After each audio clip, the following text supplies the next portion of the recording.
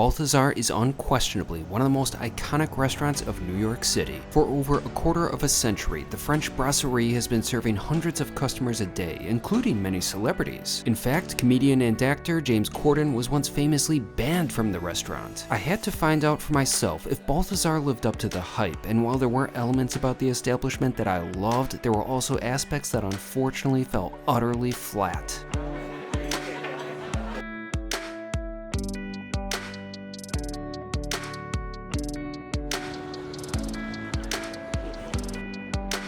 It's a beautiful day today here in New York City. Right now I'm along the Hudson River and I'm just admiring the epic Lower Manhattan skyline, but I'd like to talk about where I dined at for lunch today. I went to one of the most iconic restaurants in all of New York City. I went to Balthazar. You know, I've been here in New York City for almost 6 years now, and it's taken me this long to actually dine at Balthazar, which is surprising. I've probably walked past the place like a couple thousand times. Frankly, I don't know why the hell it's taken me this long to actually go there. But better late than never. However, today actually wasn't my first time at Balthazar. I went a couple of months ago, which unfortunately was kind of a mixed bag. My main course was an absolutely massive disappointment, and the service just completely collapsed at one point.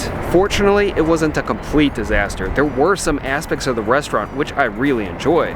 Frankly, I felt like I was just a bit unlucky with my first time at Balthazar, because I know the restaurant could do so much better. So I thought today that I would give Balthazar another chance. Plus, I've also recently been reading Keith McNally's memoir, I Regret Almost Everything. Keith McNally is the restaurateur behind Balthazar, and reading it kind of inspired me to go to the restaurant again. And with that being said, these are my two experiences at Balthazar: the good, the bad, and the ugly.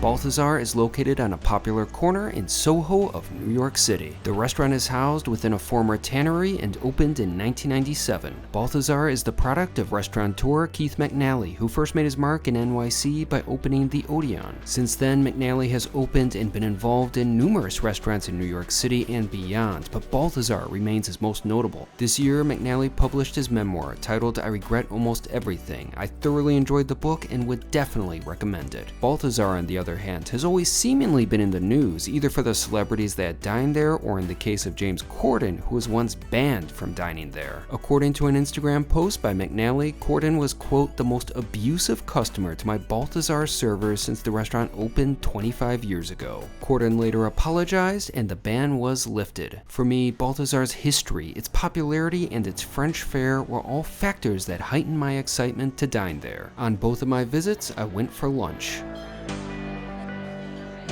Inside, Balthazar is a sizable restaurant, especially for a New York City establishment. Around 200 guests can be accommodated at once, and the result is a vibrant energy and atmosphere that is pure New York City.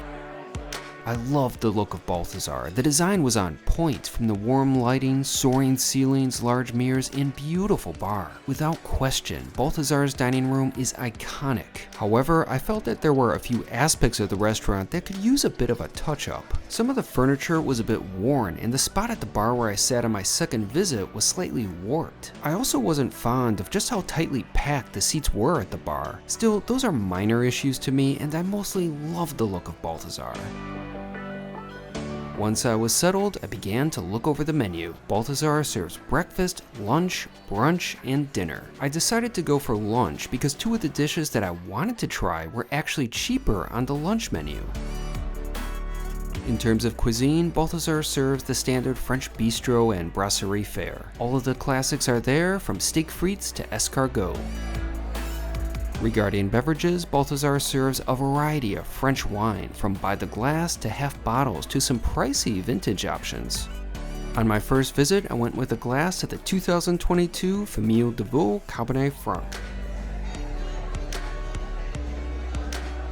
The wine was decent. It was nothing special, but at the same time, it was perfectly acceptable. On my second visit, when I sat at the bar, I decided to skip having a beverage altogether to save a bit of money, but to my surprise, the bartender provided me with a glass of champagne on the house. I didn't know it at the time, but it's been a sort of policy at the restaurant that solo diners receive complimentary champagne. As someone who often dines solo, I truly appreciated that policy and attitude towards single diners. In terms of the champagne, it was solid because free is one of the best flavor notes. On both of my visits, my meal started with bread and butter, which was just alright, but these days complimentary bread is becoming more and more rare, so I appreciated it. In fact, Balthazar is home to a bakery, which does wholesale, but there's also a small shop attached to the restaurant offering baked goods and sandwiches. I've gone there once and feel that it's a solid spot. I got a hazelnut bombolini and it was certainly pleasant. Soon enough, my appetizer arrived, and I had to go with one of the restaurant's most famous offerings, the French onion soup. It was a good, comforting looking dish, and it tasted that way too. The broth was rich and savory, while the cheese was a delight. The bread gave good body to the soup, while the onions contributed a nice sweetness. Overall, that French onion soup was on the mark, but at the same time, I don't think that it's dramatically better than other versions of the dish served by other restaurants. In that sense, I felt that it was a bit overrated. Plus, it was a bit expensive. It had a $21 price tag at lunch and a $23 cost at dinner. Despite that, I still liked it, and I enjoyed the appetizer I had on my second visit, which was another French classic, the escargot in garlic butter. The little snails were rich, meaty, and flavorful, although it's hard to screw something up when it's drowned in that much garlic butter. I also enjoyed utilizing my bread to soak up that rich, buttery deliciousness. Overall, the escargot was solid. When it came time for the main course of my first visit, that was the point when my experience started to fall apart. I ordered the New York strip steak au poivre, and it was a great looking dish. Unfortunately, that's about the nicest thing I could say for that course, because the second I started cutting into it, I knew that it wasn't going to be good.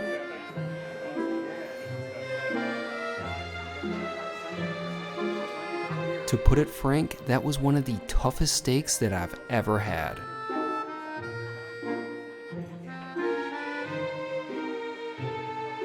It took what felt like a century just to saw off a little bite. I was hoping that it would at least taste good, but sadly, it was mediocre at best. Thankfully, the rich au poivre sauce smothering the meat helped a bit, but that was largely a sad and disappointing steak. To be fair, however, the other parts of the beef were thankfully easier to cut, and my subsequent bites were fortunately not as chewy. It also didn't help that the knife that I was given has seen better days. Overall, that steak wasn't terrible, but for a restaurant of Balthazar's quality and reputation and the price of that steak, I expected better. In fact, and I'm not exaggerating when I say this, the $26 New York strip that I recently had at Longhorn Steakhouse was considerably better than the piece of meat I had at Balthazar. Fortunately, it wasn't just the steak on the plate, there were also fries, which I did enjoy. They had good flavor and proved to be a nice distraction from the steak. There was also spinach on the dish, which was actually my favorite part of the course. The spinach was nicely seasoned and just plain delicious. However, when the side of spinach is the best part of a steak au poivre, that's a problem. Overall, that dish was not great at all, but at least I had some good fries, some great spinach, and got a semi-decent arm workout. Fortunately, on my second visit to Balthazar, my main course was far more enjoyable. I got the beef stroganoff, which is only available on the lunch and brunch menus. It's a dish that I rarely see offered at restaurants these days, so I was eager to give it a go. The stroganoff was delicious. The noodles were nice and thick and perfectly cooked. I really liked the sauce as well, which was rich and tasty with a great body to it. The beef, however, was the best part of that dish. Unlike my steak au poivre, it was nice and tender and very flavorful. Overall, I was fairly pleased with that plate of food. When I finished, my server brought some more bread so I could wipe up the remaining sauce. Now that was a nice touch. Back on my first visit, I was hoping that I could at least end my lunch strong with a dessert. Balthazar's dessert menu has a good selection of offerings, including many French classics. All of them sounded good to me, but after ordering, I had a very long wait. My server brought me a complimentary glass of champagne, which I thought was a sort of way to make amends for the wait. At the time, I wasn't aware of the policy of offering champagne to solo diners, but regardless, that glass was much appreciated and it definitely made the wait more tolerable. After waiting nearly 40 minutes, I finally received my dessert, the caramelized banana ricotta tart with banana ice cream. There's no doubt about it, that dish looked great, and thankfully it tasted absolutely incredible. That was the single best dish that I've had so far at Balthazar. The tart was perfectly baked, the bananas were nicely caramelized, and the ice cream was on point. That dish was practically perfect. I would give it a 10 out of 10. While some of the dishes that I had, like the French onion soup and escargot, which were good, I thought they were still overpriced for what they were. With the banana tart, however, I would gladly throw my wallet on the table for that dessert. It was worth every penny. On my second visit, my lunch also ended strong. I went with one of the seasonal desserts, the strawberry shortcake. The dish looked good and it tasted just as nice. All of the components from the biscuit to the strawberry ice cream were very pleasant. That was certainly a solid example of a strawberry shortcake. To sum it up, Balthazar isn't perfect and it's a bit costly. I feel as though there are other French brasseries and bistros out there that serve far better food, such as Frenchette. Ironically, Frenchette was started by Ria Nassar and Lee Hansen, who are the founding chefs of Balthazar. However, Balthazar has a special something to it, from its atmosphere to its hospitality. And besides the steak au poivre, the food I had was mostly good, even if it was a bit overpriced. Now, the long waits I experienced on my first visit were unfortunate. That 3-course lunch took over 2.5 hours, which is absurd. But my second lunch went much better. I felt like I was just a bit unlucky on my first visit. It happens. When it came time for the bill, it was attached to a postcard advertising Keith McNally's memoir. That bit of promotion evidently worked on me, because after my first lunch at Balthazar, I picked up the book that very day. In terms of the bill for my initial lunch, which included a glass of wine, the French onion soup, the steak au poivre, and the banana tart, it totaled to $124.12, but with my tip, I spent almost $147. Yeah, I thought that was overpriced. For my second lunch, I felt a bit better about that bill. It included the escargot, the beef stroganoff, and the strawberry shortcake. The bill totaled to $86.01, but with my tip, I spent about $103. Overall, Balthazar wasn't bad, and I'm glad that I went a second time because I felt that my expectations were more so in line with what the restaurant can actually deliver. Because of that, I had a much more enjoyable second meal.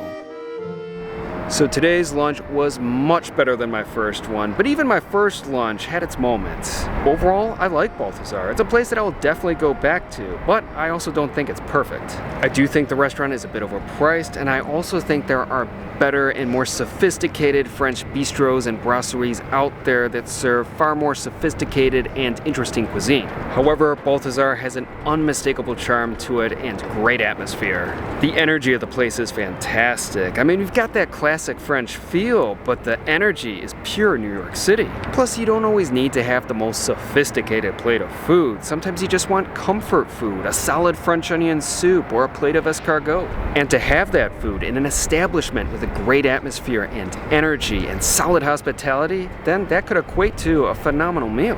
Unless you get the steak au poivre, that dish was a disaster. Yeah, I would steer clear of that dish, and probably the steak frites too, for a good measure. Still, a restaurant doesn't have to have a perfect menu to be a place worth going to, and I think Balthazar is a place that is worth going to. It's worth at least trying once because it's such an iconic and important New York City establishment. To sum it up, I'm glad I gave Balthazar another chance. It's not a perfect restaurant, but it's a good restaurant, and one that I will definitely be returning to.